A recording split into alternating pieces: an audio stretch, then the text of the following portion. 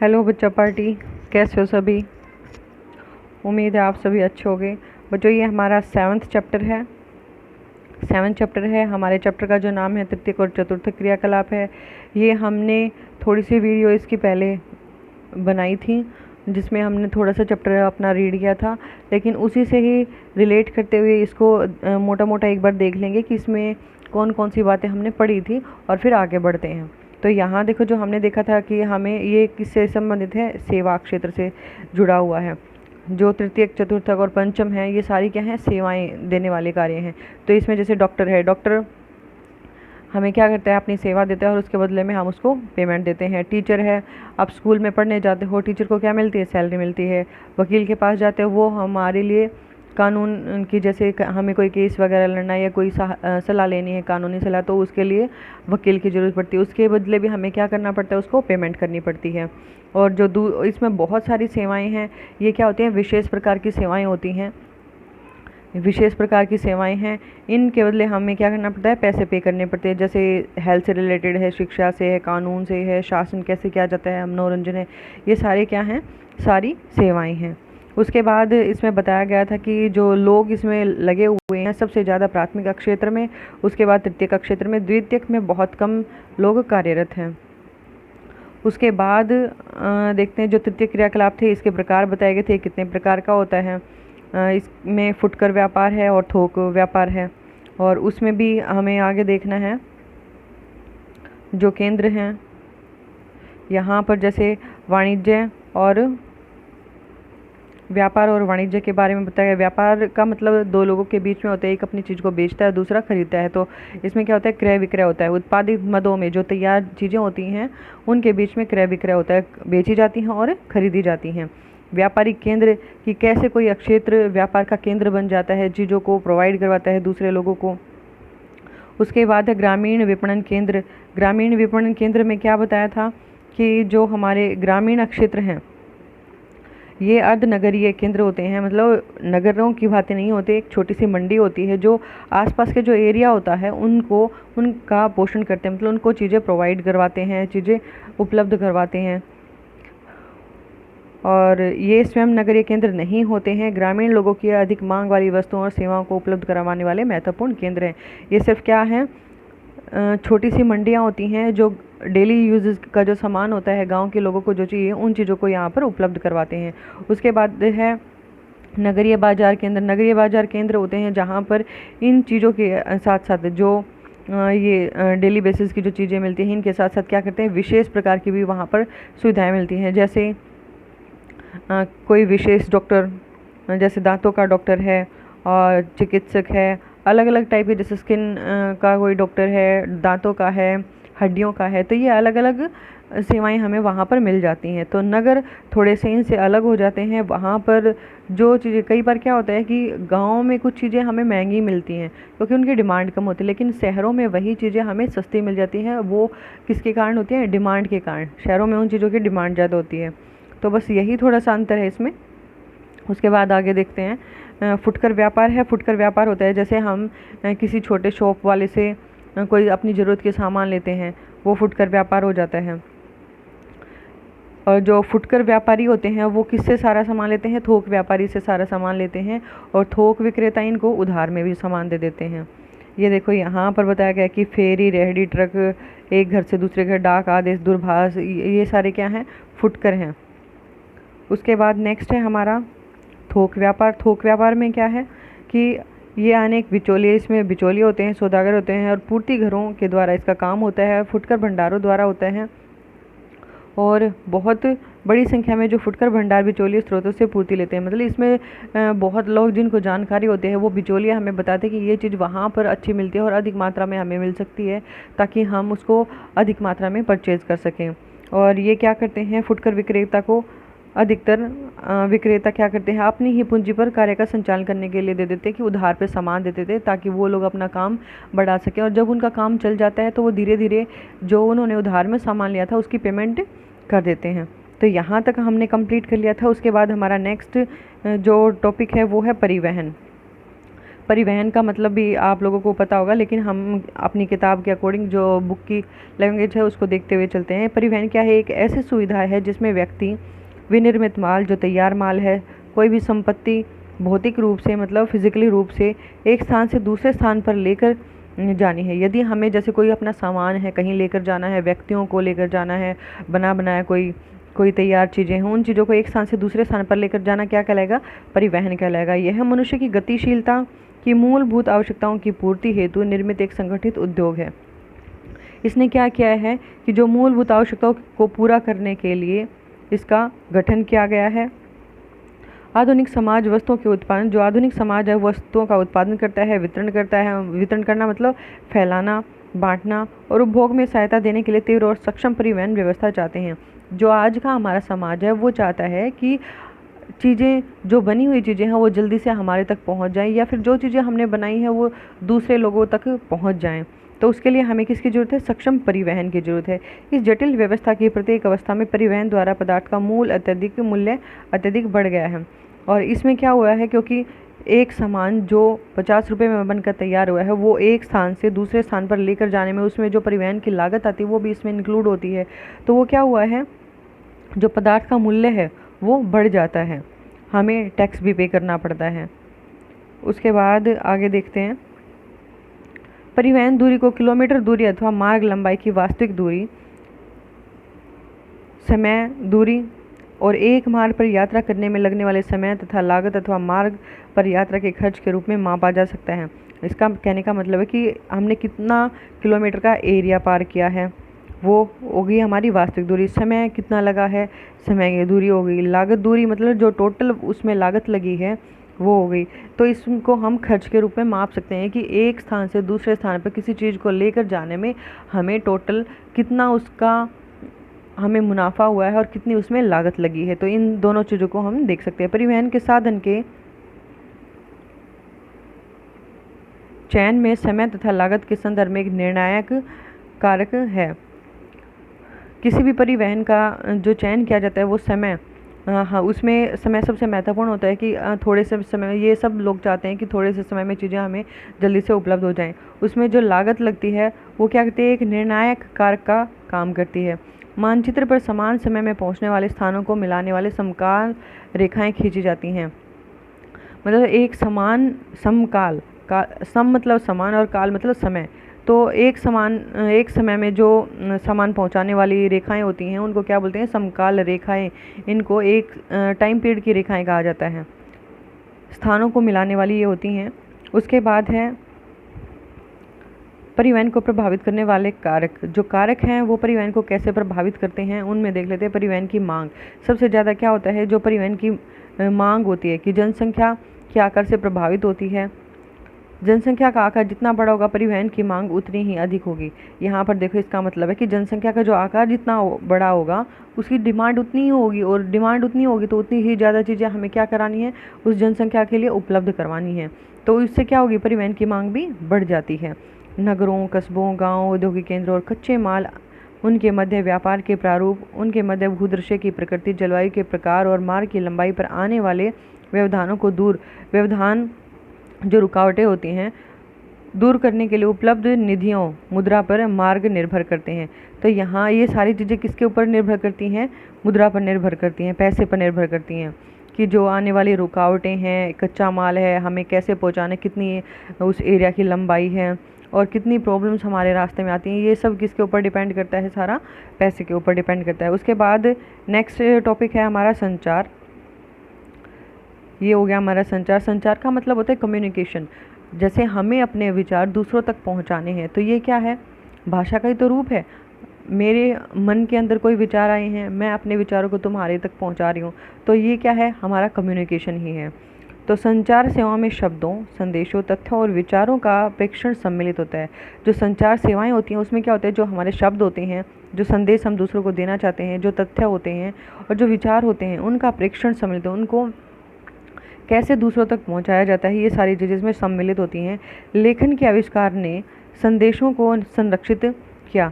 जब लेखन का आविष्कार हुआ तो उसने क्या किया? जो संदेश थे हमारे उनको सुरक्षित करके रख लिया, संरक्षण होता है स्टोर करके सुरक्षित करके रखना, और संचार को परिवहन के साधनों पर निर्भर करने में सहायता की। और जो कम्युनिकेशन है वो किसके ऊपर डिपेंड था, हमारा परिवहन के साधनों पर डिपेंड था, क्योंकि पहले का जो टाइम था, आज के टाइम में तो इंटरनेट है, लेकिन पहले का जो समय था उसमें सबसे पहले क्या था, पत्र भेजे जाते थे। जैसे पक्षियों का सहारा लेते, कबूतर का सहारा लिया जाता था, और गाड़ियों का सहारा लिया जाता था समुद्री मार्गों के द्वारा। तो ये क्या थे, परिवहन के साधन थे जिनके ऊपर हम डिपेंड थे। ये वास्तव में हाथ, पशुओं, नाव, सड़क, रेल तथा वायु द्वारा परिवहित होते थे। हम जो डाकिया है और पशुओं के द्वारा है, नाव के द्वारा, सड़क के द्वारा, रेल के द्वारा, एरोप्लेन के द्वारा, ये क्या होते हैं कि जो डाक होती थी वो पहले इनके द्वारा भेजी जाती थी। वही कारण है कि परिवहन के सभी रूपों को संचार पथ कहा जाता है। ये जो परिवहन के जितने भी साधन हैं इनको क्या कहा जाता है, संचार पथ कहा जाता है। एक नंबर का क्वेश्चन आ सकता है, जैसे संचार पथ किसे कहा जाता है, तो जितने भी परिवहन के रूप हैं, परिवहन के सभी रूपों को संचार पथ कहा जा सकता है। जहाँ परिवहन जाल तंत्र सक्षम होता है, मतलब आसानी से जहाँ पर पहुँचा जा सकता है परिवहन के द्वारा, वही संचार का फैलाव सरल होता है। और वहाँ पर क्या होता है, कम्युनिकेशन का जो फैलाव होता है, जो संदेश हमें भेजना होता है उसको हम फैला सकते हैं, आसानी से भेज सकते हैं। मोबाइल, दूरभाष और उपग्रहों जैसे कुछ विकासों ने संचार को परिवहन से मुक्त कर दिया है। जैसे आज के टाइम में जो मोबाइल है, पहले जब मोबाइल नहीं थे, टेलीफोन नहीं थे, तो उस टाइम पे हम क्या करते थे, मिलने के लिए, रिश्तेदारों से मिलने के लिए एक स्थान से दूसरे स्थान पर जाते थे। लेकिन आज के टाइम में मोबाइल आ गए, इंटरनेट हो गया, तो हम अपने घर पे बैठे बैठे अपने परिचितों से बातें कर लेते हैं। तो उसमें क्या हुआ, समय की भी बचत हुई है, और जो लागत परिवहन में लगती थी उसकी भी बचत हुई है। तो यहाँ पर जो पुराने तंत्रों के सस्ता होने के कारण संचार के सभी रूपों का आश्चर्यपूर्ण रूप से समाप्त नहीं हुआ है। कि आज के टाइम में भी क्या बताया है कि ये चीज़ें आ गई हैं, मोबाइल का उपयोग शुरू हो गया है, उपग्रह बन गए, नई नई जो सैटेलाइट्स हैं उनका विकास हो चुका है। तो इन्होंने क्या किया है, संचार के जो परिवहन के साधन हैं उनको थोड़ा सा मुक्त कर दिया, लेकिन आज भी ये बिल्कुल ख़त्म नहीं हुए हैं। अतः पूरे विश्व में अभी भी विशाल मात्रा में डाक का निपटारण डाकघरों द्वारा हो रहा है। कुछ संचार सेवाओं की चर्चा नीचे की जा रही है। तो देखो, जैसे आज भी हम स्पीड पोस्ट करते हैं, हमें कोई फॉर्म फिल करना है या किसी को कोई सामान भेजना है, तो आज भी हम क्या करते हैं,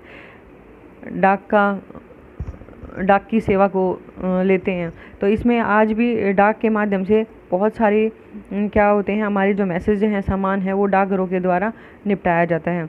वो अब जो दूसरी संचार की सेवाएं हैं वो निम्नलिखित हैं। यहाँ पर देखते हैं दूरसंचार। दूरसंचार क्या है, टेलीविज़न है। दूरसंचार का प्रयोग विद्युतीय मतलब बिजली से चलने वाले प्रौद्योगिकी के विकास से जुड़ा हुआ है। जो टीवी है हमारा किससे चलता है, बिजली से चलने वाला है, विद्युतीय प्रौद्योगिकी है। संदेशों के भेजे जाने की गति के कारण इसने संचार में क्रांति ला दी है। और जो संदेशों को भेजने की जो गति है उसने क्या किया है, संचार में गति ला दी है, क्रांति ला दी है, तेजी ला दी है। क्योंकि मान लो विश्व में कहीं पर भी कोई घटना हो रही है, टीवी के माध्यम से वो हम तक मिनटों में पहुंच जाती है। समय सप्ताहों में, मिनटों में घट गया है। जो समय था वो सबसे पहले सप्ताह में घटा, फिर मिनटों में घट गया है। और मोबाइल, दूरभाष जैसी नूतन उन्नति ने किसी भी समय कहीं से भी संचार को प्रत्यक्ष और तत्काल बना दिया है। और जब से मोबाइल आए हैं इन्होंने क्या किया है, बहुत बड़ी क्रांति ला दी है कि हम किसी भी टाइम और किसी से भी उसी समय सेम टाइम पे बात कर सकते हैं। तार प्रेषण, जो फैक्स भेजे जाते थे, मोर्स कोड है, टेलेक्स है, अब लगभग भूतकाल की वस्तुएं बन गई हैं। ये क्या हैं, ये पास्ट की चीज़ें बन गई हैं कि ये पहले होता था, आज के टाइम में ऐसा बहुत कम होता है। अब है रेडियो और दूरदर्शन।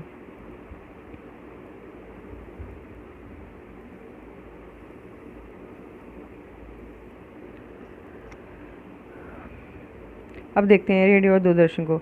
रेडियो है और दूरदर्शन है। यहाँ पे दूरसंचार था। दूरसंचार का दूसरा मतलब ये भी है कि जैसे दूर से दूरी वाले जो स्थान है वहाँ से जो भी सूचना हमें मिलती है वो जल्दी ही हमारे तक पहुँच जाती है। तो यहाँ पर समाचार, चित्रों व दूरभाष कालों का पूरे विश्व में विस्तृत श्रोताओं को प्रसारण करते हैं और इसीलिए इन्हें जनसंचार माध्यम कहा जाता है। अब जो रेडियो हैं और टेलीविज़न है वो क्या है, समाचार पत्रों, उसमें न्यूज़ दिखाई जाती है, पिक्चर्स दिखाई जाती हैं। और दूरभाष कालों, जो टेलीफोन का जो टाइम पीरियड था उसके बारे में कि पूरे विश्व में विस्तृत श्रोताओं को जो श्रोता सुनने वाले थे उनका प्रसारण करते थे।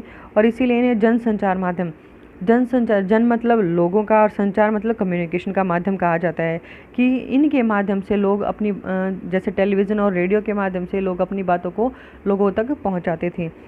वे विज्ञापन एवं मनोरंजन के लिए महत्वपूर्ण हैं। इनके द्वारा विज्ञापन भी दिया जाता है और हमारा एंटरटेनमेंट भी करते हैं। समाचार पत्र विश्व के सभी कोनों से घटनाओं का प्रसारण करने में सक्षम होते हैं। और जो न्यूज़पेपर्स होते हैं वो क्या करते हैं, विश्व के किसी भी कोने में कौन सी घटना घटी है उसका प्रसारण करते हैं, मतलब उसको फैलाते हैं कि कहाँ पर कौन सी घटना घट रही है, उसकी जानकारी हम तक पहुँचाते हैं। उपग्रह संचार पृथ्वी और अंतरिक्ष से सूचना का प्रसारण करते हैं। जो सैटेलाइट्स होते हैं वो क्या करते हैं, पृथ्वी और अंतरिक्ष से जो सूचनाएं उसको मिलती हैं उसका प्रसारण करते हैं, उसको हमारे तक भेजते हैं। इंटरनेट ने वैश्विक संचार तंत्र में वास्तव में क्रांति ला दी है। और आज इंटरनेट ही है कि जिसके माध्यम से आप कहीं पर भी कोई घटना हो रही है, आप आपने मोबाइल से देख सकते हैं। जैसे अभी जो ये वीडियो हम बना रहे हैं, ये वीडियो आप कैसे देखोगे, इंटरनेट के माध्यम से तो देखोगे, आप इसको यूट्यूब पे देख सकते हो आराम से। तो ये भी क्या है, इंटरनेट का ही प्रयोग हो रहा है। उसके बाद है हमारी सेवाएं। सेवाएं कौन कौन सी हैं? सेवाएं विभिन्न स्तरों पर पाई जाती हैं। कुछ सेवाएं उद्योगों को चलाती हैं, कुछ सेवाएं ऐसी है जो किसको चलाती हैं, उद्योगों को चलाती हैं, कुछ लोगों को चलाती हैं और कुछ उद्योगों और लोगों दोनों को चलाती हैं। उदाहरणतः परिवहन तंत्र है। परिवहन तंत्र जैसे ये, इसमें जो परिवहन का जो साधन है वो क्या करते हैं, लोगों को भी एक स्थान से दूसरे स्थान पर लेकर जाती हैं।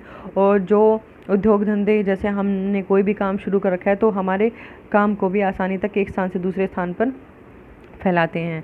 निम्न स्तरीय सेवाएं जो छोटे स्तर की हैं, जैसे पंसारी की दुकानें हैं, धोबी घाट। उच्च स्तरीय सेवाएं कौन सी हैं?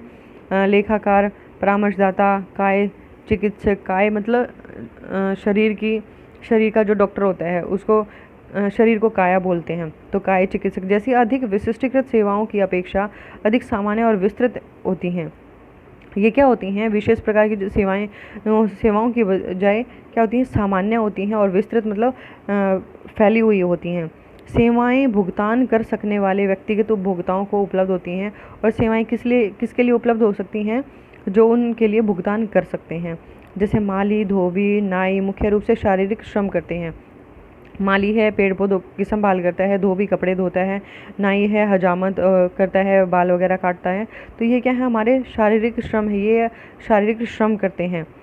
अध्यापक, वकील, चिकित्सक, संगीतकार और अन्य मानसिक श्रम करते हैं। जैसे टीचर है, वकील है, डॉक्टर है और संगीतकार हैं। ये क्या करते हैं, ये अपने दिमाग का प्रयोग करते हैं। अनेक सेवाएं अब नियमित हो गई हैं। जो सेवाएं हैं वो नियमित हो गई हैं, फिक्स हो गई हैं। महामार्गों एवं सेतुओं का, जो बड़े बड़े मार्ग हैं जैसे हमारे हाईवे वगैरह हैं, बहुत सारे रोडों को आपस में कनेक्ट करते हैं। सेतुओं का निर्माण, जो पुल्स का निर्माण किया जाता है। अनुरक्षण, अग्निशमन, आग बुझाने वाले जो गाड़ियाँ होती हैं या इनके डिपार्टमेंट होते हैं, वो अनुरक्षण और शिक्षा की पूर्ति तथा पर्यवेक्षण और ग्राहक सेवा महत्वपूर्ण सेवाओं में से एक हैं, जिनका पर्यवेक्षण तथा निष्पादन प्राय सरकारों तथा कंपनियों द्वारा किया जाता है। राज्य और संविधान ने परिवहन, दूरसंचार, ऊर्जा और जल आपूर्ति जैसे सेवाओं के विपणन के पर्यवेक्षण और नियंत्रण के लिए निगमों की स्थापना की है। इन्होंने किसकी स्थापना कर रखी है, निगमों की स्थापना कर रखी है, ताकि इन सेवाओं को लोगों तक पहुंचाया जा सके। स्वास्थ्य की देखभाल, अभियांत्रिकी, विधि प्रबंधन, व्यावसायिक सेवाएं हैं। मनोरंजनात्मक और प्रमोद होता है ये भी मनोरंजन के लिए है। सेवाओं की स्थिति बाजार पर निर्भर करती है। मल्टीप्लेक्स और रेस्तरां की स्थिति केंद्रीय व्यापार और क्षेत्र के अंदर तथा निकट हो सकती है। जबकि गोल्फ कोर्स है, एक स्थान पर बनाया जाएगा जहां भूमि की लागत सीबीडी की अपेक्षा कम होती है। तो इसमें ऐसा कुछ खास नहीं था। अब यहाँ पर आगे देख लें, दैनिक जीवन में जो काम है, दैनिक जीवन के जो भी काम हैं उनको सुविधाजनक बनाने के लिए लोगों को व्यक्तिगत सेवाएं उपलब्ध कराई जाती हैं, कि डेली बेसिस पे जिन चीज़ों की हमें ज़रूरत पड़ती है उनको यदि हम लोगों तक प्रोवाइड करवाते हैं तो वो क्या होती हैं, व्यक्तिगत सेवाएं हम उनके लिए उपलब्ध कराते हैं। कामगार रोजगार की तलाश में ग्रामीण क्षेत्रों में प्रवास करते हैं, और जो गाँव से जो शिक्षित लोग होते हैं वो काम की तलाश में ग्रामीण क्षेत्रों से प्रवास करते हैं, कहाँ करते हैं, नगरों की तरफ करते हैं। और अकुशल होते हैं, वो मतलब ट्रेंड नहीं होते हैं, वे मोची, गृहपाल, खानसामा और माली जैसे घरेलू सेवाओं के लिए नियुक्त किए जाते हैं। ऐसे लोग जो ट्रेंड नहीं होते हैं किसी काम में, उनको जैसे मोची का काम करना, जूते चप्पल ठीक करने वाला काम, कार्य, गृहपाल घर की रक्षा करने वाला, खानसामा और माली जैसे घरेलू सेवाओं के लिए उनको नियुक्त किया जाता है। इन्हें कम भुगतान किया जाता है, इनको जो सैलरी मिलती है वो भी कम मिलती है। कर्मियों का यह वर्ग असंगठित है। एक ऐसा ही उदाहरण डब्बा वाला की जो सेवा है मुंबई में है। ये पूरे नगर में लगभग 1,75,000 उपभोक्ताओं को उपलब्ध कराई जाती है।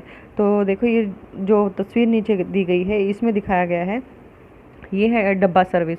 इसमें क्या होता है कि जो ऑफिस में काम करने के लिए जो लोग जाते हैं और जिनको बाहर का खाना सूट नहीं करता है, तो यहाँ पर मुंबई में क्या होता है कि जो फैमिली ऐसा अफोर्ड कर सकती हैं कि 1-2 टिफ़िन एक्स्ट्रा खाना बना के वो इनको खाना दे देते हैं। और जो ऑफिस वाले लोग होते हैं जिनको बाहर का खाना अच्छा नहीं लगता और घर का खाना पसंद करते हैं, वो ये डब्बा सर्विस का अपने लिए उपभोग करते हैं। तो ये डब्बा सर्विस काफ़ी मुंबई में चली भी हुई है। तृतीय क्रियाकलापों में संलग्न लोग। अब है जो तृतीय क्रियाकलाप हैं उसमें कौन कौन से लोग लगे हुए हैं। संलग्न मतलब किसी काम में लगा होना। आज अधिकांश लोग सेवाकर्मी हैं, सेवा क्षेत्र से जुड़े हुए हैं। सेवाएं सभी समाजों में उपलब्ध हैं, सभी समाजों में ये सेवाएं उपलब्ध हैं। अधिक विकसित देशों में कर्मियों का अधिकतर प्रतिशत इन सेवाओं में लगा हुआ है। और जो विकसित देश हैं उसमें जो मैक्सिमम जो पॉपुलेशन है उसकी वो कहाँ पर लगी हुई है, इन्हीं सेवाओं में तृतीयक, चतुर्थक और पंचम क्रियाकलापों में लगी हुई है, द्वितीयक और प्रथम की बजाय। जबकि अल्प विकसित देशों में 10% से भी कम लोग, जो अल्प विकसित देश हैं जहाँ पर विकास ना के बराबर हुआ है, तो वहाँ पर 10% ऐसे लोग हैं जो इन क्षेत्रों में लगे हुए हैं। संयुक्त राज्य अमेरिका में 75% से अधिक कर्मी सेवाओं में संलग्न हैं। मतलब जो संयुक्त राज्य अमेरिका के जो लोग हैं उसका 75, जो टोटल पॉपुलेशन है उसका 75% जो काम में लगे हुए हैं, उसमें कहाँ पर लगे हुए हैं, 75% लोग इन्हीं प्रकार की सेवाओं में ही लगे हुए हैं। 25% हैं जो प्राथमिक क्रियाकलापों में और द्वितीय क्रियाकलापों में लगे हुए हैं। इस सेक्टर में रोजगार की प्रवृत्ति बढ़ रही है। जो सेवा क्षेत्र है इसमें रोजगार की प्रवृत्ति बढ़ रही है। लोग आराम की जॉब चाहते हैं कि हम आराम से अपनी जॉब कर सकें, हमें इतनी मेहनत भी ना करनी पड़े और अच्छी सैलरी भी मिल जाए। और इस कुछ चयनित उदाहरण हैं इसमें। अब है पर्यटन। पर्यटन होता है कि हम एक स्थान से दूसरे स्थान पर घूमने के लिए, अपने एंटरटेनमेंट के लिए चले जाते हैं, अपने मज़े के लिए चले जाते हैं, एंजॉय करने के लिए चले जाते हैं। पर्यटन एक यात्रा है। ये भी क्या है, एक स्थान से दूसरे स्थान पर जाना है, यात्रा है, जो व्यापार की बजाय प्रमोद के उद्देश्यों के लिए की जाती है। इसमें कोई व्यापार नहीं किया जाता है, हम अपनी खुशी के लिए, अपने एंजॉय के लिए, अपने मज़े के लिए किसी स्थान पर जाते हैं। कुल पंजीकृत रोजगारों तथा कुल राजस्व की दृष्टि से यह विश्व का अकेला सबसे बड़ा तृतीय क्रियाकलाप बन गया है। अब इसमें क्या है, जो लोग जिनके पास समय होता है और पैसे भी अच्छे होते हैं, वो अपने, जब उनके पास समय होता है तो अपने एंटरटेनमेंट के लिए अपनी फैमिली के साथ कहीं घूमने के लिए चले जाते हैं। इनके अतिरिक्त पर्यटकों के आवास।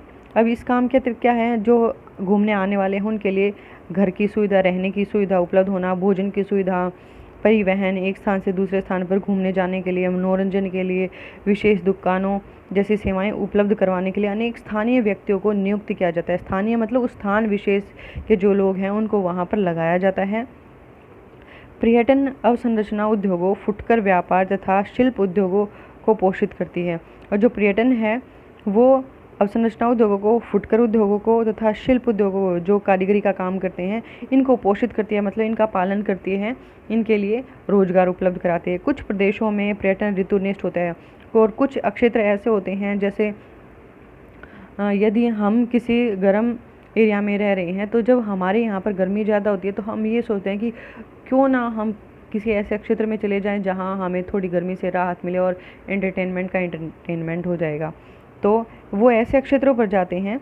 तो ये क्या होता है, ऋतु निष्ठ होता है, किसी विशेष ऋतु में काम होता है यहाँ पर, क्योंकि अवकाश की अवधि अनुकूल मौसमी दशाओं पर निर्भर करती है।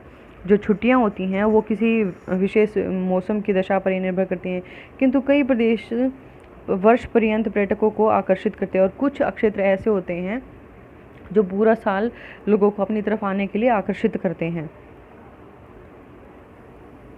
अब है पर्यटक प्रदेश। भूमध्य सागरीय तटों के चारों तथा कोषण स्थान तथा भारत का पश्चिमी तट विश्व के लोकप्रिय पर्यटक गंतव्य स्थानों में से एक है। यहाँ पर कौन से स्थान बताए गए हैं? भूमध्य सागर के चारों ओर वाला स्थान और कोषण स्थान तथा भारत का जो पश्चिमी भाग है, ये इधर से जो पाकिस्तान से टच करता हुआ हमारा एरिया है, ये क्या है? लोकप्रिय पर्यटक गंतव्य स्थानों में से हैं। अन्य में शीतकालीन खेल प्रदेश हैं जो मुख्यतः पर्वतीय क्षेत्रों में पाए जाते हैं, और कुछ खेल ऐसे हैं जो ठंड के मौसम में यहाँ पर्वतीय क्षेत्रों में खेले जाते हैं। मनोहारी दृश्य भूमियाँ, मन को लुभाने वाली जो भूमि की ऐसी आकृतियाँ हैं जो हमारे मन को बहुत अच्छी लगती हैं, तथा यत्र तत्र फैले राष्ट्रीय उद्यान और नेशनल पार्क्स हैं। स्मारक, विरासत स्थलों और सांस्कृतिक गतिविधियों के कारण ऐतिहासिक नगर भी पर्यटकों को आकर्षित करते हैं। ये ऐतिहासिक नगर हैं जो लोगों को अपनी तरफ आकर्षित करते हैं। पर्यटकों को प्रभावित करने वाले कारक, लोगों को अपनी तरफ आकर्षित करने वाले कारक कौन से हैं जो अपनी तरफ आकर्षित करते हैं? मांग होती है। विगत शताब्दी से अवकाश के लिए मांग तीव्रता से बढ़ी है। पिछले कुछ सालों से हमने देखा है कि जो अवकाश के लिए जो मांग है, कि जो छुट्टियों में घूमने जाने के लिए जो डिमांड है, जीवन स्तर में सुधार तथा बढ़े हुए फुर्सत के समय के कारण अधिक लोग विश्राम के लिए अवकाश पर जाते हैं। इनमें क्या हुआ है, जो इनका जीवन स्तर है वो अच्छा हो गया है तथा उनके पास फुर्सत का समय है, और समय के कारण ही वो लोग अपने विश्राम के लिए छुट्टियों पर चले जाते हैं, घूमने के लिए चले जाते हैं। तो ये क्या है? एक डिमांड ही है, डिमांड के कारण। दूसरा है परिवहन सुविधाओं में सुधार के साथ पर्यटन क्षेत्रों का आरंभ हुआ है। जहाँ पर जाना सुगम हो जाता है परिवहन के साधनों द्वारा, तो वहाँ पर भी क्या है, लोगों का आना जाना भीड़ बनती चली जाती है। बेहतर सड़क प्रणालियों में कार द्वारा सुगम यात्रा होती है, और जहाँ पर सड़कें अच्छी बन जाती हैं तो वहाँ कार के द्वारा भी जाया जा सकता है। हाल के वर्षों में वायु परिवहन का विस्तार अधिक महत्वपूर्ण रहा है। फ्लाइट्स के द्वारा भी कि टाइम कम लगे और हम इंजॉय ज़्यादा कर सकें, तो इसकी वजह से भी क्या हुआ है, वायु परिवहन का भी विस्तार ज़्यादा हुआ है। उदाहरणतः वायु यात्रा द्वारा कुछ ही घंटों में अपने घरों से विश्व में कहीं भी जाया जा सकता है। हम कुछ ही समय में अपने घर से विश्व के किसी भी कोने में जा सकते हैं। और पैकेज अवकाश के प्रारंभ ने लागत घटा दी है। और आज के टाइम में क्या होता है कि लोगों को आकर्षित करने के लिए बहुत सारे पैकेज होते हैं कि आपको फ़्लाइट के साथ साथ होटल्स भी फ्री में मिलेंगे, खाना भी फ्री में मिलेगा। तो ये जो होते हैं लोग पैकेज देते हैं ताकि लोग अपनी तरफ आकर्षित हों। अब है पर्यटन आकर्षण। पर्यटन को जो आकर्षित करने वाले के कारण है वो क्या है? जलवायु है। ठंडे प्रदेशों के अधिकांश लोग पुलिन विश्राम के लिए उष्ण व धूपदार मौसम की अपेक्षा करते हैं। जो ठंडे प्रदेशों के लोग हैं वो क्या करते हैं कि आराम करने के लिए जो गर्म क्षेत्र होते हैं या धूपदार मौसम वाले क्षेत्र होते हैं उनकी अपेक्षा करते हैं, उनकी उम्मीद करते हैं कि हम वैसे स्थानों पर जाएं। ठंडे प्रदेशों वाले लोग जिनको धूप मिलती नहीं है, विटामिन डी लेने के लिए वो कहाँ जाएंगे? जहाँ धूप मिलेगी। दक्षिणी यूरोप तथा भूमध्य सागरीय क्षेत्रों में पर्यटन के महत्व का यह एक मुख्य कारण है। अवकाश के शीर्ष मौसम में यूरोप के अन्य भागों की अपेक्षा भूमध्य सागरीय जलवायु में लगभग सतत उच्च तापमान, धूप की लंबी अवधि तथा निम्न वर्षा की दशाएं होती हैं।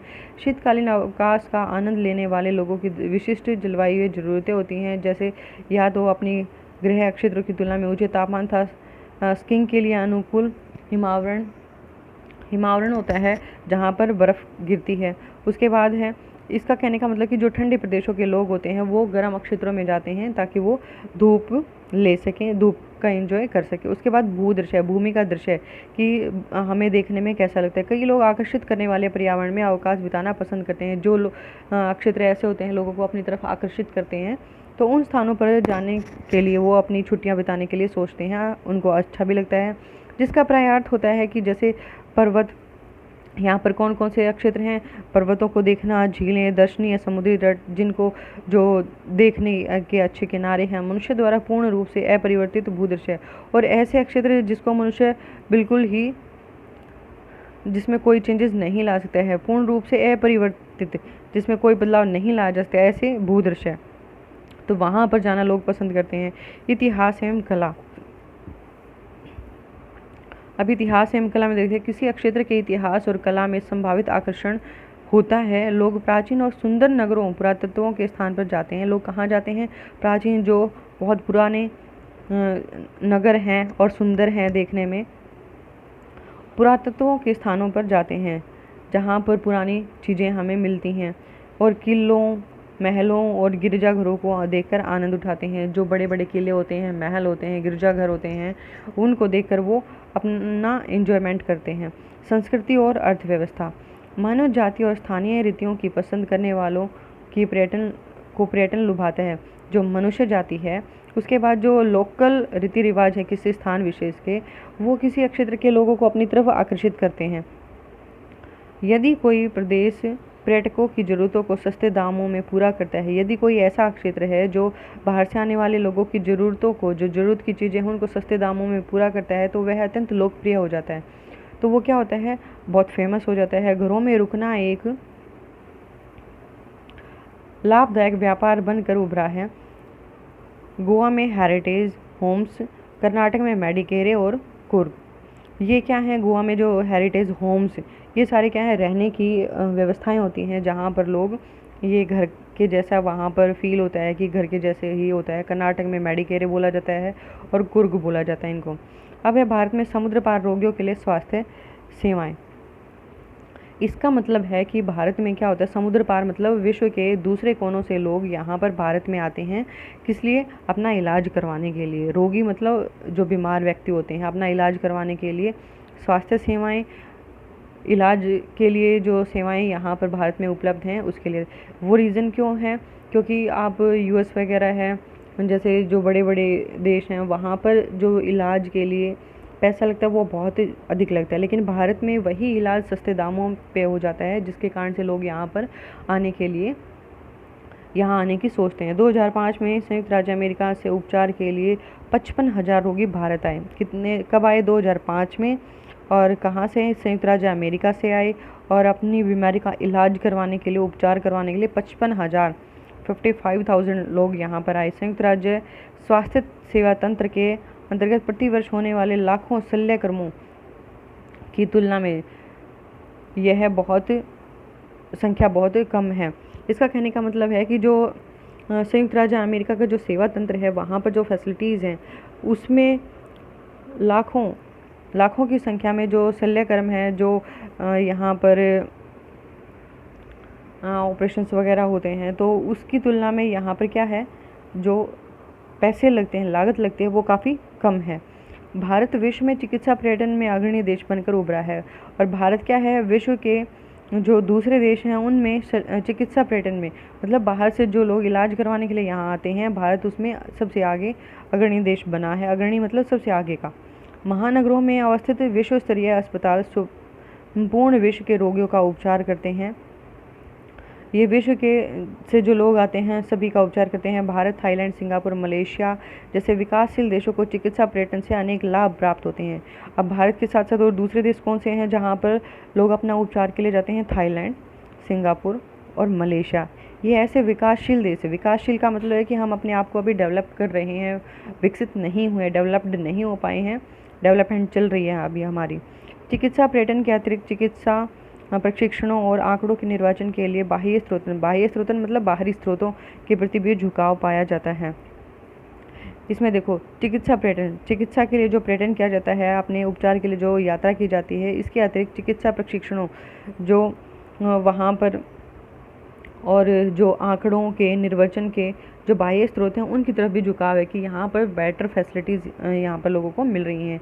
भारत, स्विट्ज़रलैंड और ऑस्ट्रेलिया के अस्पताल विकिरण बिंबों के अध्ययन से लेकर चुंबकीय अनुवाद बिंबों के निर्वचन और प्राश्रय प्रशिक्षणों तक की विशिष्ट चिकित्सा सुविधाओं की जो चिकित्सा सुविधाएं हैं इनको उपलब्ध करा रही हैं। जैसे आजकल बिना ऑपरेशन के हम दूरबीन से जो ऑपरेशन किए जाते हैं बिना चीराफाड़ी के, तो उनका भी महत्व बढ़ता जा रहा है। वही बातें इसमें बोली गई हैं। बाह्य स्रोतन में यदि यह गुणवत्ता में सुधार करने तथा अन्य विशिष्ट सेवा उपलब्ध कराने पर केंद्रित है तो बाह्य स्रोतन रोगियों के लिए अत्यधिक लाभ होता है। बाह्य स्रोतन मतलब भारत के बाहर से जो आने वाले लोग हैं उनके लिए ये क्या करती है, अच्छी सेवाएं देने के कारण उनके लिए उनको उपलब्ध करवाती है और जिसके कारण लोग यहाँ पर अपना लाभ उठाने के लिए यहाँ पर आते हैं। अब देखो ये है चिकित्सा पर्यटन। जब चिकित्सा उपचार को अंतर्राष्ट्रीय पर्यटन गतिविधि से संबद्ध कर दिया जाता है तो इसे सामान्य चिकित्सा पर्यटन कहा जाता है। कि अपनी चिकित्सा के लिए, अपने उपचार के लिए जो पर्यटन यात्रा की जाती है एक स्थान से दूसरे स्थान पर, वो चिकित्सा पर्यटन कहलाता है। अब इसमें ये हमारा जो तृतीय क्रियाकलाप थे वो कंप्लीट हो गए और ये हैं हमारे चतुर्थ क्रियाकलाप, ये हम नेक्स्ट वीडियो में करेंगे। Thanks for watching video.